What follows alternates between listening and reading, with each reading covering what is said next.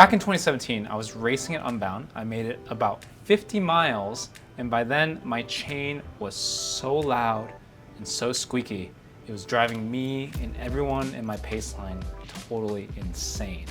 Now what had happened was I'd used a very popular dry lubricant, and 50 miles in, it was completely gone. My chain was completely dry, and my drivetrain was just sounding like crap. Now, it might be counterintuitive, especially considering what lube marketing has told us, but actually I find that wet lubes work a lot better for endurance gravel races. They just last longer, they stay quieter longer. They do get grimy, but you can, wipe it away and it sort of looks clean again. Drip lubes like this, they're super popular because they're really easy to use, they're easy to find. Someone with barely any mechanical skills can figure out how to drip lube onto a chain and wipe it away. So very convenient, but I think for gravel racing, nothing compares to the efficiency, the cleanliness, and the performance of a good waxed chain. Testing has shown that wax chains are more efficient than chains using a traditional drip lube. It could save you somewhere from 6 to 8 watts. Doesn't sound like a lot, but it's pretty low-hanging fruit, and compared to an upgrade like, say, a ceramic bottom bracket or oversized pulley wheels, you actually get more gains for less money. In my opinion, there's really no reason to not wax your chain. There's also a lot of other benefits too. Not only is it more efficient, but the wax is cleaner. So when you have a wax chain, you can touch it with your bare hands and it doesn't leave any grime on your skin. You don't get any noob marks on your legs or anything like that. It also creates a physical barrier between the metal on metal contact points in your drivetrain, which reduces wear. So you can get 5,000 miles, something crazier, maybe 10,000, don't quote me on that, but you get a lot of life out of your chains, your chain rings and cassettes, which actually saves you money in the long run. So there's a lot of benefits beyond just race performance. But for something like Unbound, the improved efficiency is probably the most attractive feature, especially over a race that long. Now, if you're interested in comparing lubes, there's a great website called Zero Friction Cycling. It's run by this guy, Adam Kieran. He's actually the guy who convinced me to start waxing my chain about 3 or 4 years ago. I wrote an article about the best bike lubes, and he contacted me basically to tell me that I'm an idiot, and he explained to me why waxing is so much better. I was completely convinced. His website has a lot of test data, a lot of information, a lot of waxing guides, so there's a lot of information to dive into. There's also millions of YouTube videos on how to wax your chain, so I won't go too deep into it, but I will cover some of the basics. The most important thing, it's a lot like painting, but prep is the key. It is the hardest part, and it's really the only part you need to get right to successfully wax your chain. Now, to prep a chain, that means stripping it down to bare metal and removing all the factory grease or grime that is on the chain already. The traditional way to do this is with mineral spirits and denatured alcohol, soaking it in the mineral spirits to remove any factory grease, and then cleaning the chain with denatured alcohol. But these days, I actually prefer using a product like Silka's Ultimate Stripper. Now, this product is a lot more environmentally friendly than something like mineral spirits. It is also a single step. You basically soak your chain in this for 5-10 minutes, rinse it off. It has a primer in it that helps with wax adhesion, and you can go straight to waxing your chain after using this. Now, this is what we use at TPC in our ultrasonic cleaner, but you don't even need something that fancy. I just have a jar.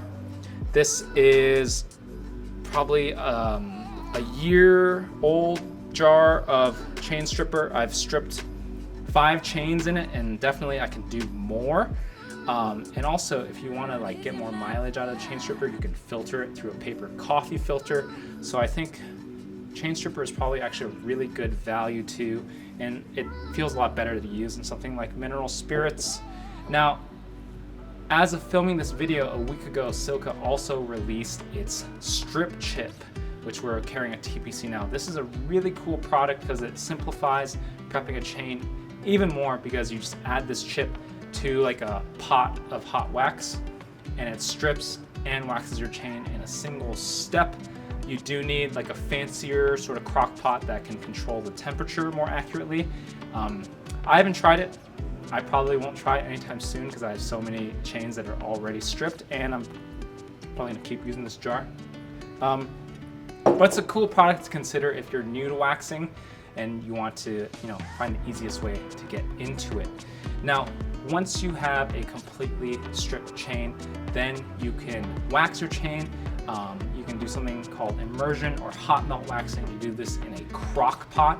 Basically, you put a wax product like the Silka Secret Chain Wax that we use here. Another good one that I've used is Molten Speed Wax, but you melt it with your chain in a crock pot. This one I have here is an Elite Gourmet. I got this for 15 bucks on Amazon, so it's super cheap. Really small, doesn't take up much counter space. I'll leave the link to it in the description below. You really don't need anything fancier than this. And I just use like a old spoke, or you could use a coat hanger to like hang your chain and put it in the wax, swish it around, let it sit for a while, pull it out and dry, and you have a waxed chain. Now, if that's like too much work dealing with the crock pot, we have these things called drip wax chain coatings. This one is the most popular one we sell. It's Silka product. Again, they're kind of the benchmark for wax products right now.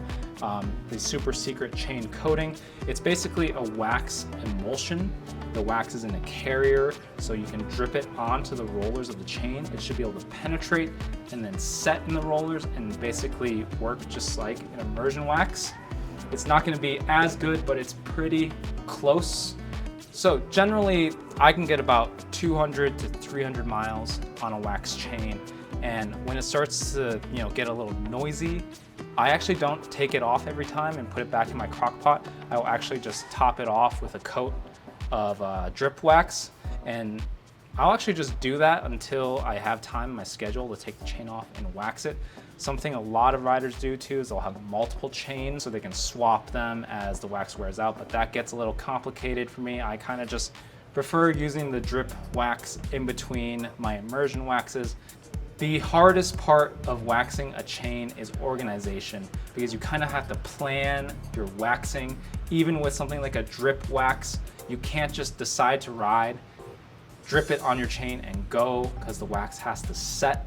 With a drip wax, usually at least 30 minutes. Usually more time is better, even up to 12 hours. So if you aren't able to think that far ahead, it can get kind of annoying. There definitely was like a bit of a learning curve for me, because I was definitely the type of rider who would just lube my chain right before a ride. So changing that habit was the hardest part. A well-waxed chain should make it to the end of Unbound, about 200 miles. And I know the thing you're probably wondering is, what if it's rainy or muddy? I'll say this wax, naturally repels water, so it's not gonna wash away immediately, but it definitely won't last as long. I have used a wax chain in some really nasty conditions, and I can get maybe 40 or 50 miles in the absolute worst conditions, but anything beyond that, and it definitely doesn't seem to last as long. In 2022, I did make it to the end, but there was like rain and mud in the middle of the race. And by the end, my chain was super loud and squeaky. At mile 160, I did add Silka Super Secret to my chain to try and quiet it down, but it didn't really do anything because, like I said, it needs to set. Didn't have time to set. So I'm gonna have a different strategy this year. I'm gonna bring a bottle of this. It's Silka's Synergetic Wet Lube. I'm gonna keep this with my support crew. The bottle's small enough, I might carry it on the bike too. But if it gets super muddy and wet, I'm just gonna say screw it. I'm gonna sacrifice my nice prep chain and just run wet lube to get through the race. By the way, Synergetic, I think this is the best wet lube on the market right now. If you were ever a fan of Nix Friction, this is kind of the successor to Nix Friction, which was formerly the best wet lube on the market. It lasts a really long time, it's really fast and efficient, and it actually stays really clean. So if you're the type of person who can't be bothered with waxing a chain, I think this is probably the best option. Now, the other thing I think a lot of people might be wondering is, am I going to bring this gorgeous little crock pot with me to Kansas? I am staying in the dorms at the college or university there. And I'm gonna say, yes, I'm gonna be that dude sitting in the common halls, waxing his chain in a crock pot because I want every advantage possible. I'm gonna wax it Friday night, the night before the race. And I don't know, that might be a little nerdy. Let me know. You can call me a nerd in the comments. If you're interested in any of these waxing products, they are all available at theproscloset.com. We're also offering a coupon code that is good until the end of May to get $50 off your order of $200 or more. So be sure to check that out. So I'm pretty sure that my wax chain is gonna make it to the end of Unbound this year, but I'm less sure about my softer bits. I'm talking about my hands, my feet, and my ass. We're gonna talk a little bit about comfort and touch points, but we're gonna save that for next time. So be sure to like and subscribe. Thanks for watching.